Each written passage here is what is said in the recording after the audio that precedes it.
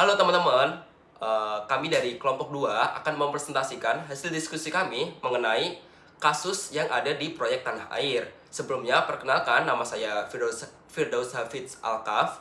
Dengan rekan saya ada Saya Anas Jafer Saputra, NIM A12 2024 07296.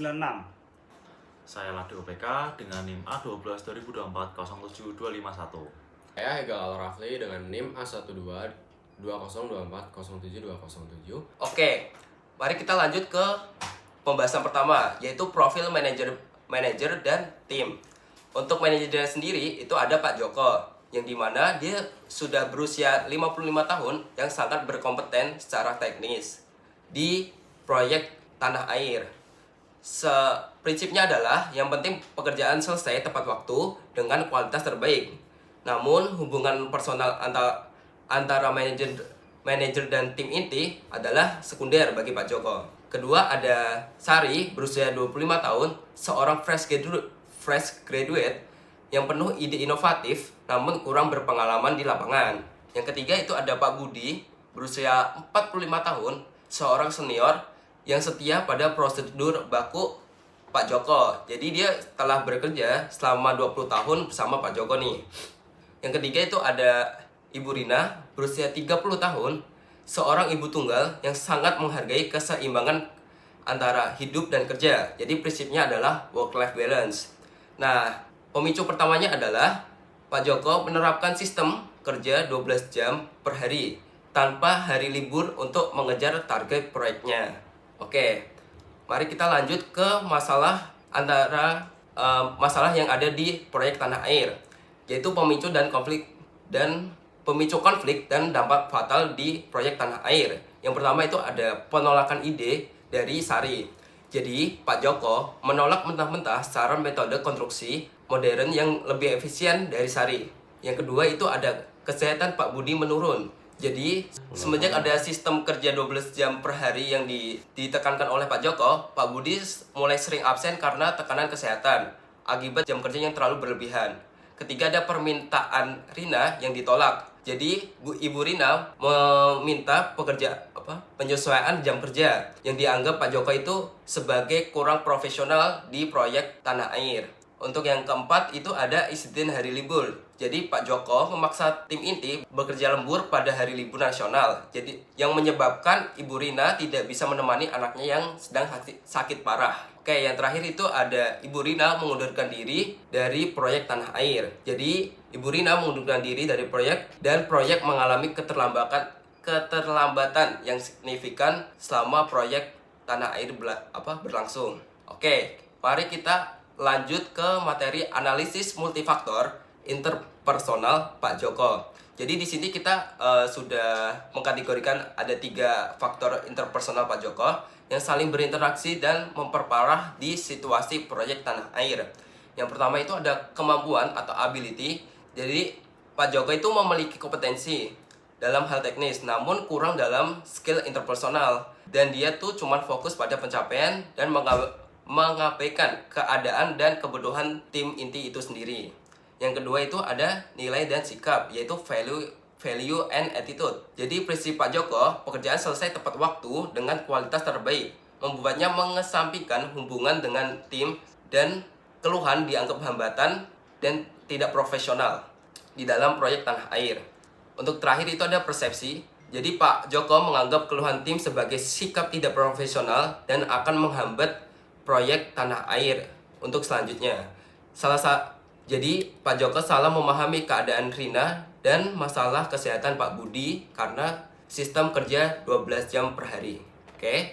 Untuk materi selanjutnya akan dijelaskan oleh rekan saya yaitu Anas Javier. Di sini saya akan melanjutkan penjelasan dari Firdaus tentang strategi perubahan perilaku untuk Pak Joko. Yang pertama yaitu mengubah persepsi Pak Joko tentang makna profesionalisme. Nah, anggota tim perlu melakukan pendekatan yang bertujuan untuk mengubah cara pandang Pak Joko tentang arti profesionalisme.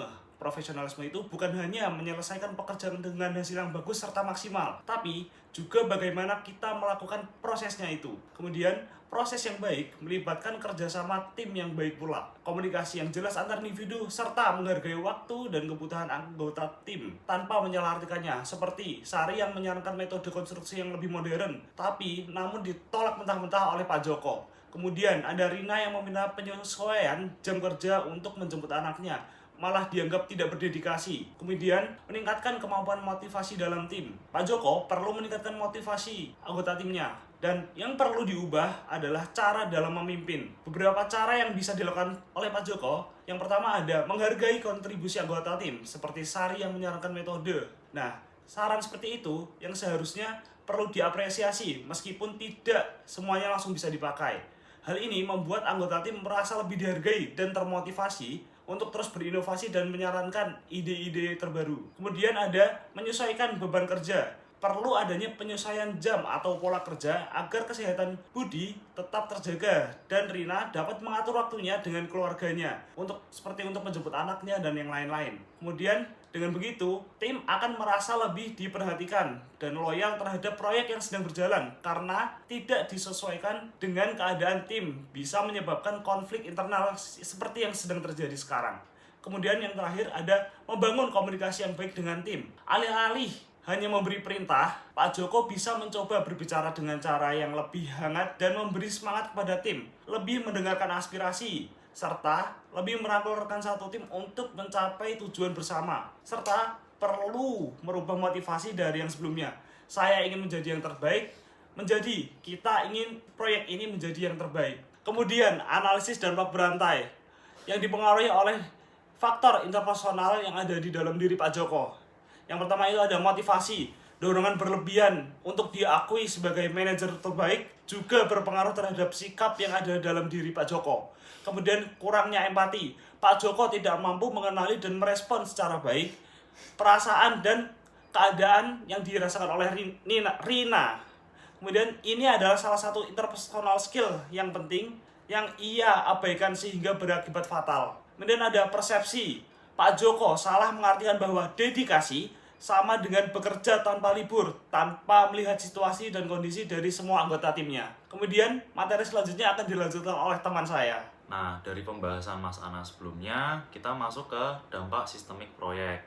Yang pertama, kita akan kehilangan moral tim atau hilangnya kepercayaan dan komitmen tim yang dimana itu sangat penting untuk keberhasilan proyek. Yang kedua, kita akan kehilangan sumber daya karena menurunnya kinerja tim akibat faktor kesehatan dari Budi dan Rina yang resign itu tadi. Nah, selanjutnya karena kita sudah kehilangan sumber daya, project akan mengalami kemunduran pengerjaan dan berkurangnya kualitas kinerja karena kelelahan tenaga kerja.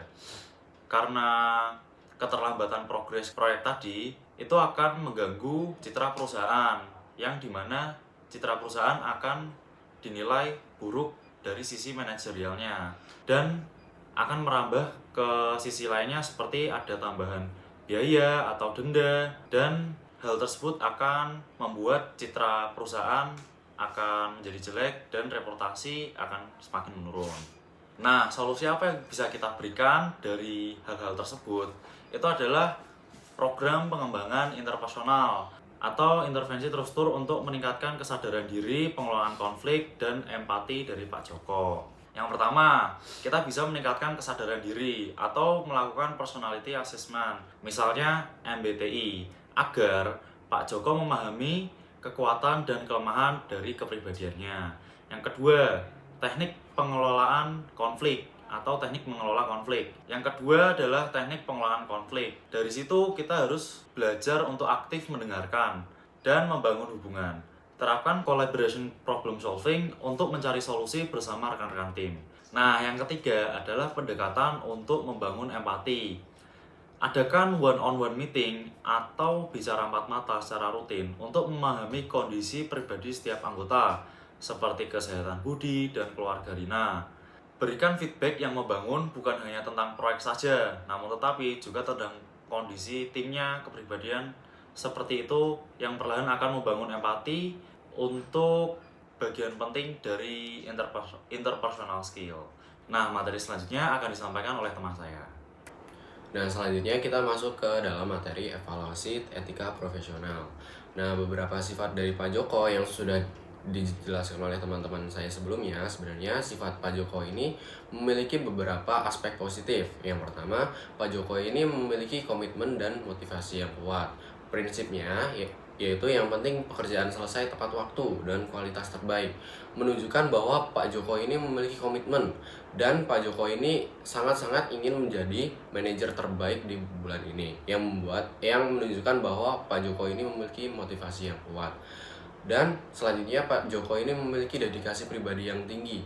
Pak Joko selalu ingin tugasnya itu kelar dengan cepat dengan kualitas terbaik, yang menunjukkan bahwa dedikasi tinggi yang ditunjukkan oleh Pak Joko. Selain aspek-aspek positif tadi, Pak Joko juga melanggar beberapa prinsip etika profesional, seperti yang pertama, merusak kerjasama tim. Pak Joko memiliki sikap otoriter yang merusak prinsip sinergi dan kerjasama tim, dan membuktikannya jika Pak Joko tidak beradaptasi dan berkomunikasi secara efektif. Dan yang kedua, Pak Joko mengabaikan kesejahteraan tim, mengabaikan hak pekerja untuk menyeimbangkan pekerjaan dengan kehidupan pribadi demi target proyek. Pak Joko tidak melihat aspek yang lain, seperti aspek dari Rina yang ingin menjemput anaknya sekolah, dan aspek kesehatan budi. Dan kemudian Pak Joko memiliki komunikasi yang buruk, seperti Pak Joko menolak ide baru Rina tanpa alasan yang logis, menunjukkannya kurangnya penghargaan terhadap peran anggota tim. Dan yang terakhir, Pak Joko menuntut durasi kerja berlebihan. Pak Joko yang menuntut kerja 12 jam sehari mengakibatkan banyak masalah, seperti masalah kesehatan budi dan menghambat kewajiban keluarga Rina. Sekian presentasi dari kelompok kami. Jika ada salah kata, kami mohon maaf sebesar-besarnya. Assalamualaikum warahmatullahi wabarakatuh.